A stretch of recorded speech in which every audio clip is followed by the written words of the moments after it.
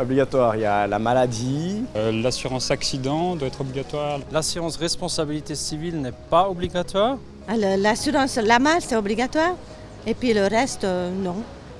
Eh bien, répondre à cette question en 90 secondes, vais-y arriver. En principe, pour survivre, toute compagnie d'assurance doit collecter plus de primes d'assurance qu'elle ne paye de sinistres. S'ajoute à cela également des frais administratifs, de marketing et le bénéfice qu'elle cherche à réaliser. C'est pourquoi le principe suivant est essentiel. Aussi peu d'assurance que possible, mais autant que nécessaire à votre survie. Je vais aborder les 2 erreurs les plus fréquentes que nous voyons dans les conseils et expliquer les 5 assurances les plus importantes ainsi que les 2 qui le sont un peu moins. Nous voyons souvent des clients s'assurer contre de petits risques qu'ils pourraient porter eux-mêmes et ils oublient les risques existentiels qui pourraient les ruiner à vie. J'y reviendrai dans un instant dans le cadre des assurances les plus importantes. La bonne réponse est les personnes avant les choses. Lorsque des choses sont cassées, c'est ennuyeux. Mais la plupart du temps, ce sont les dommages corporels, les risques les plus coûteux et les plus graves.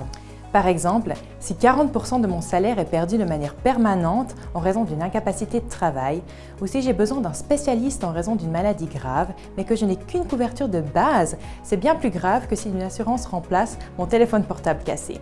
Donc, par exemple, au lieu de souscrire une assurance casco complète pour votre vieille voiture, il vaut mieux souscrire une meilleure couverture pour les assurances de personnes.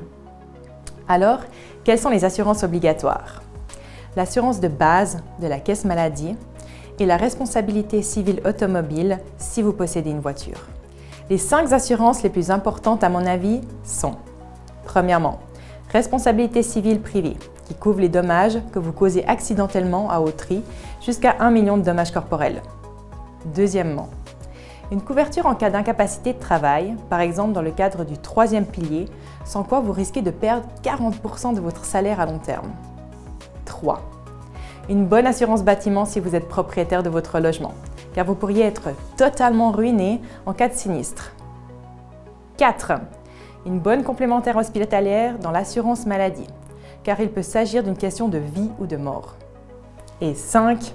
Une bonne assurance de protection juridique, parce que nous avons besoin d'accéder à la justice dans un monde complexe.